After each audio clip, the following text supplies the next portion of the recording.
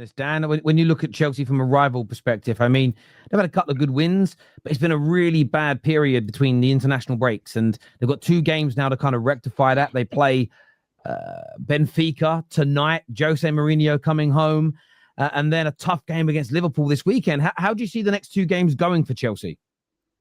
Well, look, I was looking at the games today, and I actually tipping him to lose that game today. I think they're gonna lose 3 games in a row. I think Jose's gonna go back there. I think he'll have a plan, and I'm predicting him to lose that game. I don't think they'll win it anyway. They'll lose or draw it at best. That's my opinion. With Chelsea, I think it was my 2nd ever show with you and Don and Staffy, I think it was. And I was watching it the other day, right? And me and Don were going at it, and I said to him, "Listen, we will finish 15 points above you, minimum." And he said, "No way in hell." Well, 5 points already above them, 6 games in.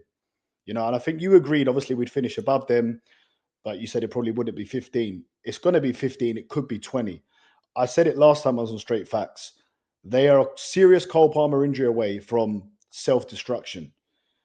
And the players they've bought, they've gone and bought players simply hoping that they might be able to sell them for a little bit more money. They sold Madueke to us. They bought him for 30 and sold him for 52. This is what they're doing with these players. They're taking gambles on Garnacho. You're never going to win like that. You're not going to win the league. They won the Club World Cup and got very excited. They were only in that competition because they won the Champions League 5 years ago. They played no one until the final. PSG had played about 70 odd games that season, were clearly tired, but well done. They won that. Enjoy it. But then they got out of their buggies and started to feel like they're going to be in this title race. I said it from the start: Arsenal, Liverpool, and possibly Man City, because I'll never write Manchester City off. But I've said it time and time again, it'll be Arsenal and Liverpool fighting for this title. And it already is, after 6 games, it's panning out that way. Chelsea, look, I think they've got some good young players, and they could get top 5, top 6, should get top 5, really. They have to be getting top 5.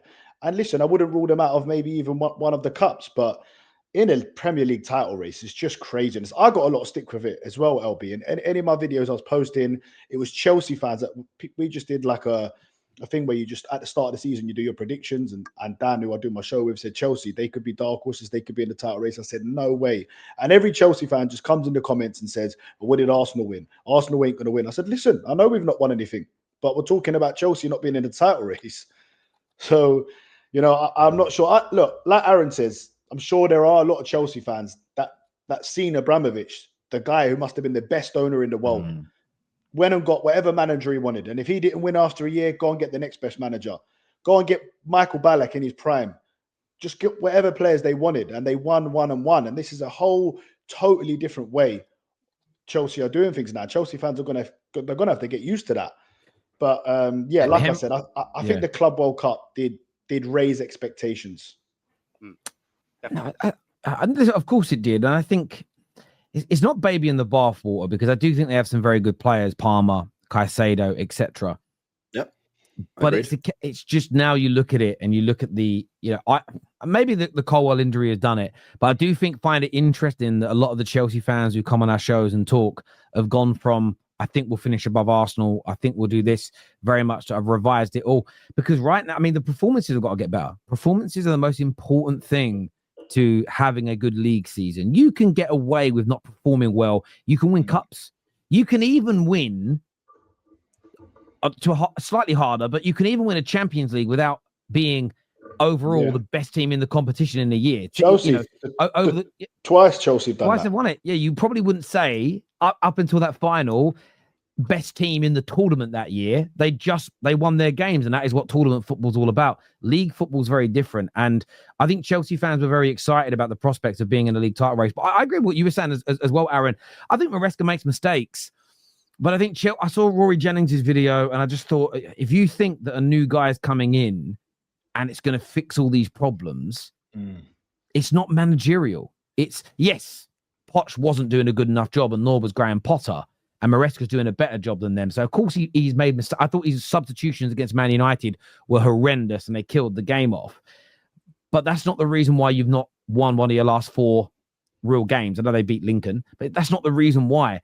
It's individual players not being good enough. And also when, Palmer's out now, like, where's that spark in the attack? Where's it going to come from? And Yes, they were good against Brighton in the first half. They've got to kill those games off. And they've got to be able to react in it through adversity. It's been really, by their standards, it's been really poor. This year, says Chelsea did that first time. The second time, I will say they were one of the best teams that tournament, especially their defense.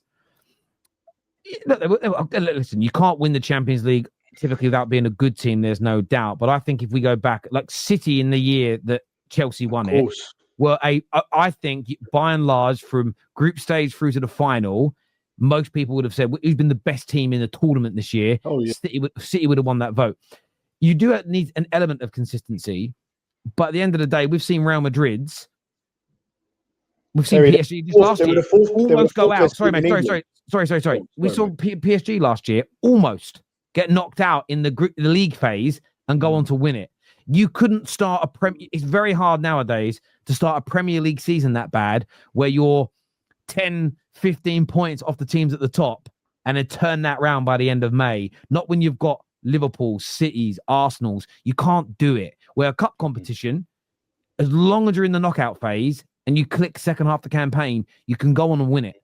So I think that's key. I think that's really, really key. Yeah, that's facts as well, even in the domestics. I mean, you can be terrible and scrape through in penalties. And if you start turning on the heat, turning out the heat rather in the quarter semis and finals, you only remember who wins that final, didn't you, I suppose? Look, for me, Manchester City and Liverpool, Manchester City and Man United, they're the two teams that won it and were the best team in Europe. They won the trebles, right? And when United won it in 2008, they won the double. They won the Premier League. They done it in proper style, just as Man City did. When Chelsea won the Champions League, they finished 6th in 2012. They were abysmal that season.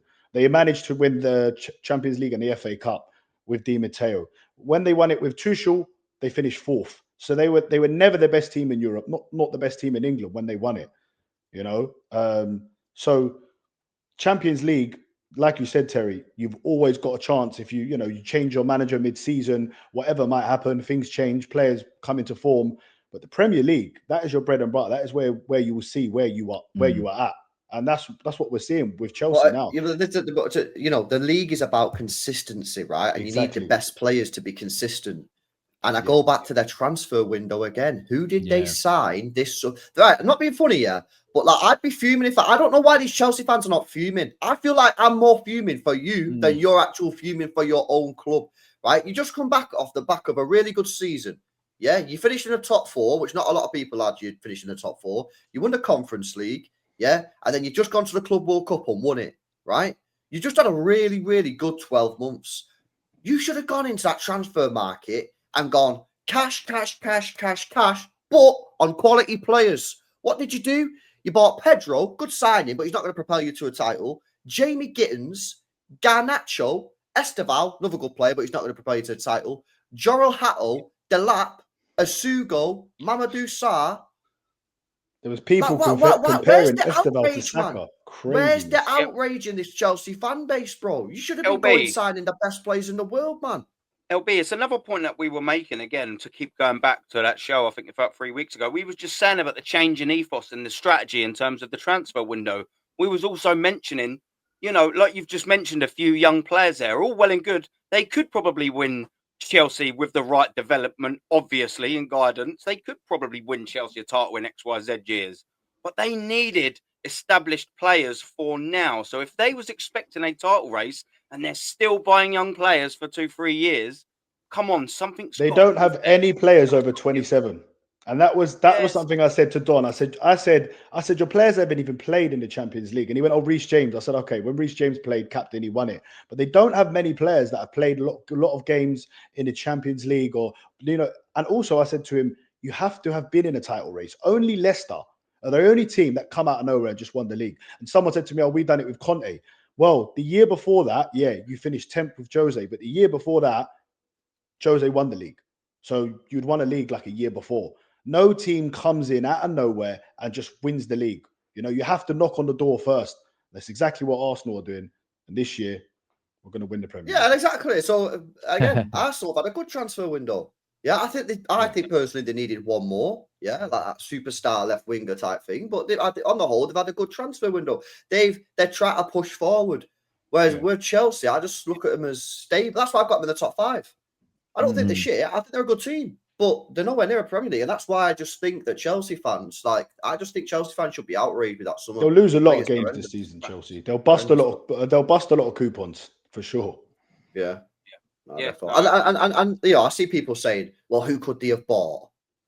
Come on.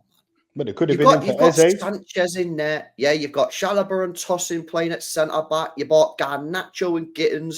Let's not be disingenuous and pretend like there's no better goalkeepers What's in the crazy? world. Why would they buy Garnacho 40 million when you could have went and got Gahey for 40 million? It doesn't make sense. How can we all thing? I know he hasn't had a pre-season, but what also strikes me is he hasn't even brought him on in the last 2 games. Yeah.